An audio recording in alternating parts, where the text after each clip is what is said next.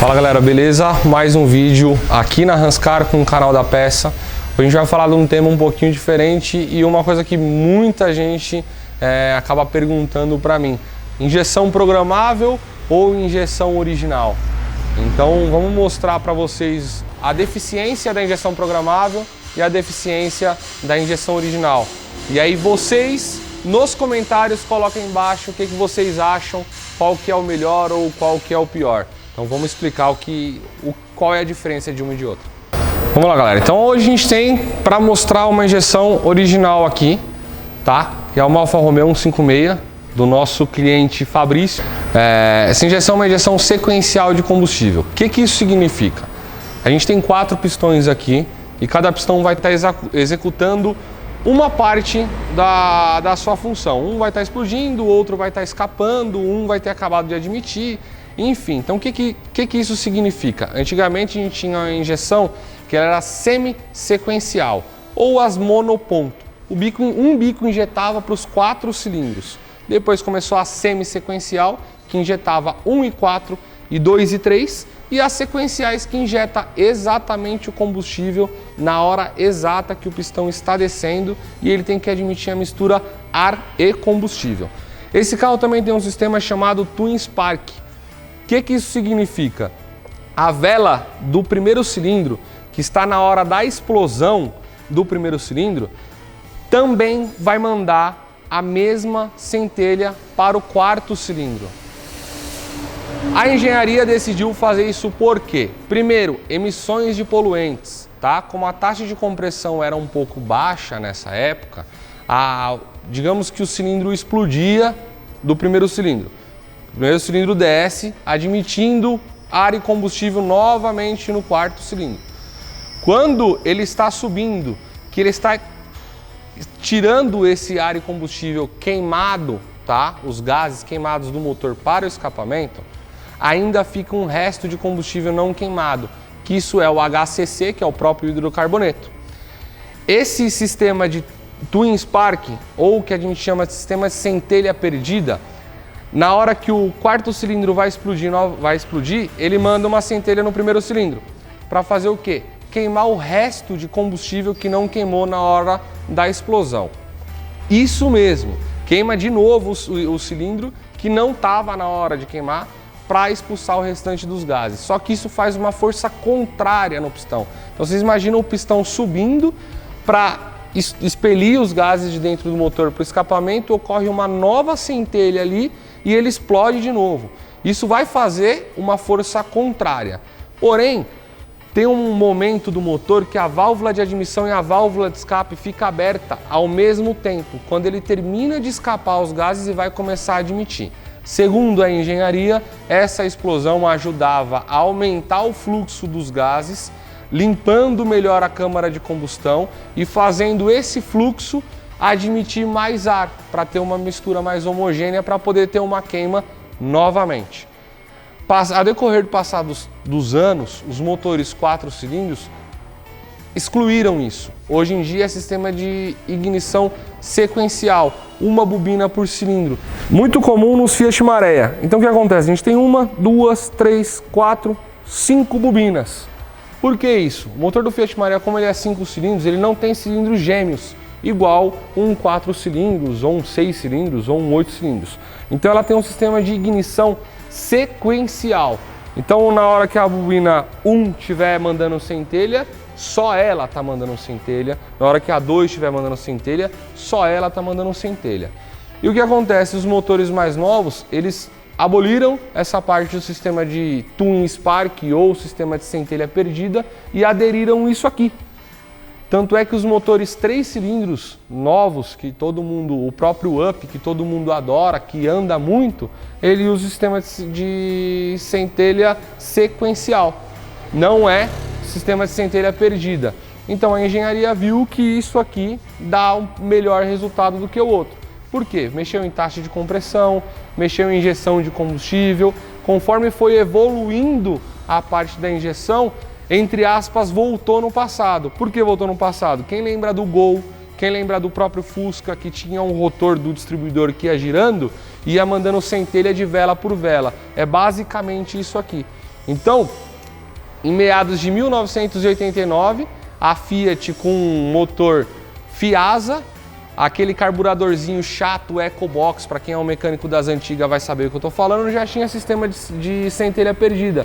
Era uma roda fônica, igual é nos carros mais atuais, e mandava centelha no 1 e 4, 2 e 3, igual é hoje em dia nos carros, no caso que foi literalmente excluído, a engenharia excluiu.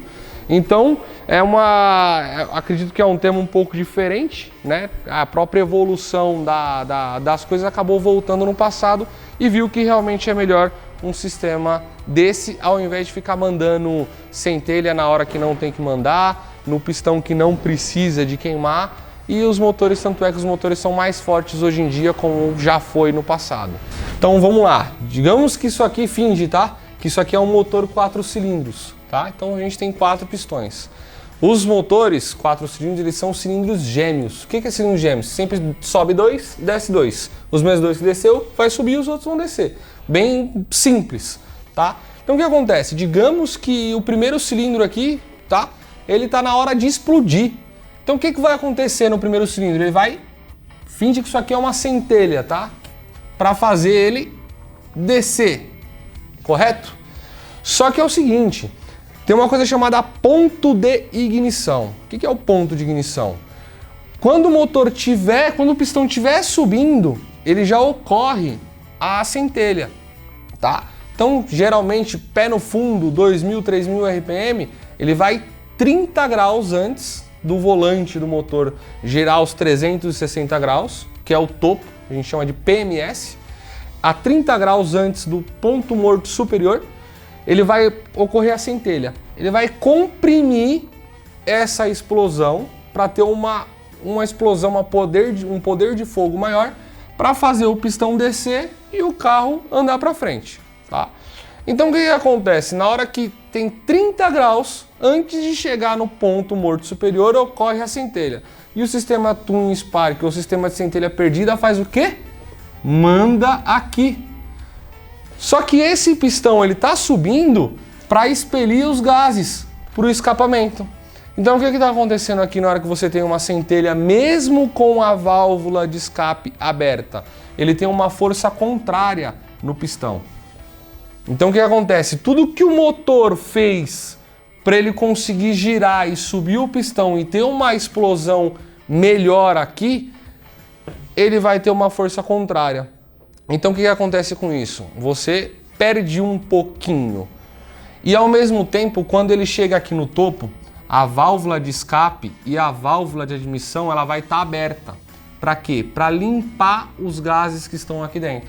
Então, segundo a engenharia, na hora que ocorre a explosão, os gases que vão sair com mais eficiência, ou vai sair com um fluxo maior, na hora que a válvula de admissão abrir junto com a válvula de escape, ele vai acabar succionando aqui mesmo antes do pistão descer, ter uma mistura mais homogênea para ter uma explosão de novo. Beleza. Então, isso aqui acredito que vocês entenderam. A engenharia aboliu isso, tá? Voltou no passado e não tem mais esse sistema. Então agora ele só explode este aqui e este aqui não explode. O que acontece com uma injeção programável? Uma injeção programável, a gente passando no dinamômetro o carro, a gente consegue em gráfico real, no presente momento, mexer no ponto de ignição de cada rotação, a própria injeção de combustível. Então a gente consegue brincar com isso. Todos os motores, quando eles são fabricados, ele é feito meio que a injeção é meio que uma forma genérica. Então eles buscam aperfeiçoamento dentro de um motor, faz alguns testes nos outros motores e manda para a rua. Na injeção programável a gente consegue ter certeza absoluta de cilindro para cilindro, a gente consegue ter certeza absoluta de consumo de combustível. Todo mundo acha, não, coloquei injeção programável, meu carro vai ficar mais gastão. Muito pelo contrário. A gente consegue melhorar o aproveitamento. Um outro recurso que é as próprias widebands. Então são sonda lambda de resposta rápida. O tempo de resposta dela é imediato. Então ela informa para nós como que está acontecendo a mistura e a gente consegue fazer uma brincadeira de injeção de combustível e ponto de ignição.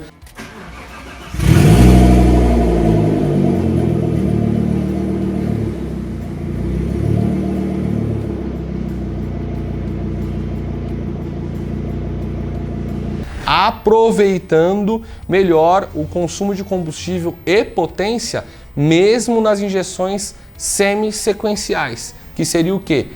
Praticamente igual ao sistema de centelha perdida. Ele vai injetar o combustível aqui e aqui.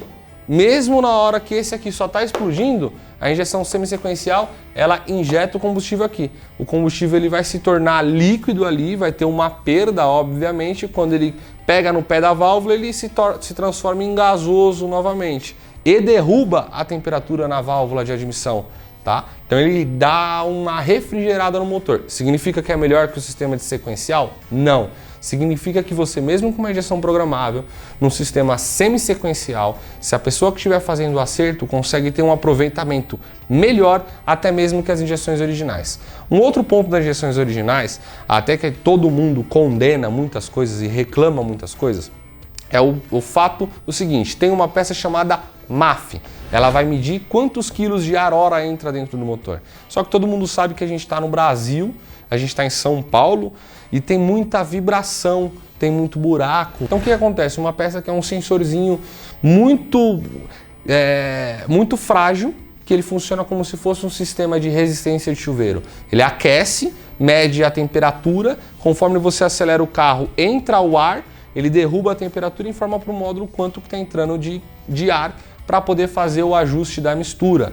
Então a injeção original ela trabalha constantemente se corrigindo. Só que a gente breca nesses próprios sensores, dos sensores originais. Aí é onde você tem que entrar lá no canal da peça e comprar um sensor novo para poder colocar no carro.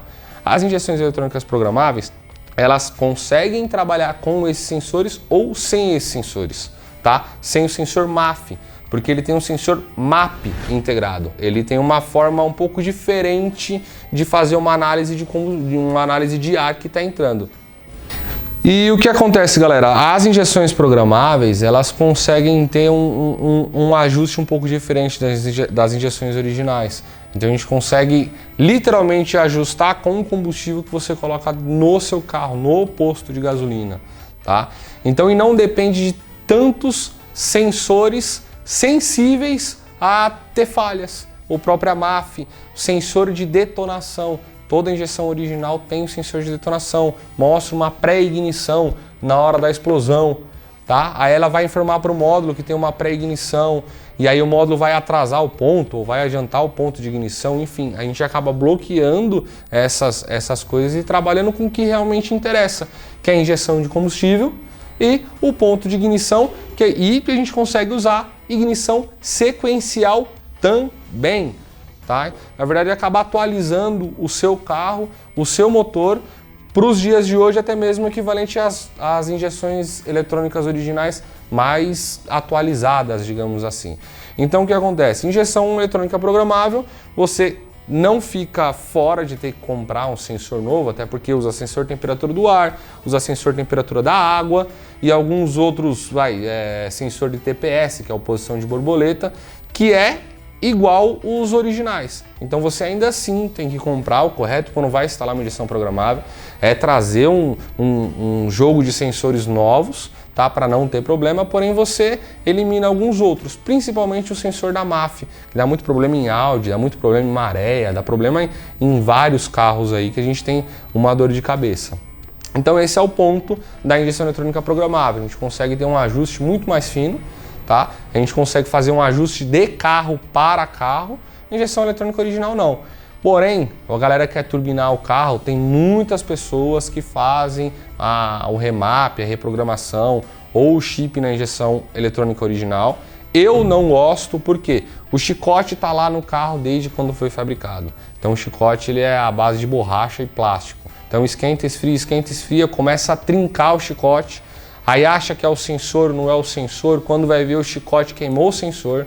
Quando você compra uma injeção eletrônica programável, você vem com um chicote novo e faz uma instalação totalmente nova. Então o que significa isso? Vai trocar todos os conectores, vai trocar os sensores, vai fazer tudo novo. Então aí sim você vai ter uma confiança de fazer uma viagem longa, no caso, e um carro um pouco mais velho, com a injeção original, só feito um remap, ou no caso só feito um chip de potência, você não tem a mesma confiança, porque você depende de muitas coisas velhas. E como eu falei, muita vibração, solo, as ruas de São Paulo são muito ruins e acaba prejudicando, acaba dando mau contato, enfim. Tem algumas injeções eletrônicas programáveis que elas são praticamente plug and play.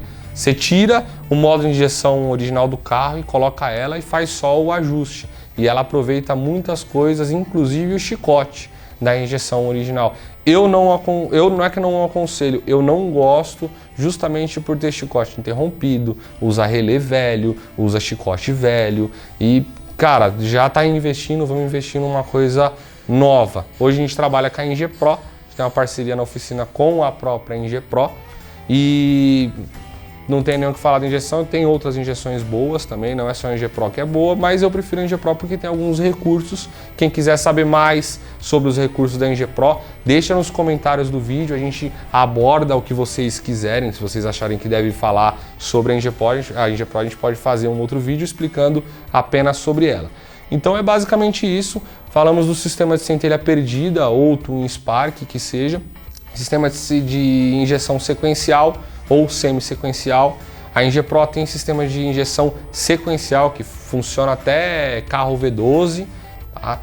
Então funciona com qualquer carro. Então se você tem um problema no carro, às vezes está no mecânico, não consegue descobrir qual que é o defeito, das duas uma, ou liga pra gente, pode tentar ajudar o próprio mecânico, ou tira e coloca uma injeção programável e seja feliz, tá? E compre sempre a peça, sempre quando for instalar a injeção eletrônica programável ou quando vocês forem fazer uma manutenção, entra no canal da peça, as peças são de qualidade, vai chegar bonitinho para vocês, tá? Então, muito cuidado com o sensor MAF, às vezes ele informa uma quantidade de ar que está entrando errada. Então a gente chega no mecânico lá e fala, meu carro tá falhando, meu carro tá fraco, tá não sei o quê, e às vezes está marcando lá no scanner que ele tá te passando uma informação, né? Só que nem sempre é a informação correta. Por isso que eu gosto de tirar o sensor MAF do carro. Ou tem que comprar um novo e já sabem onde vão comprar.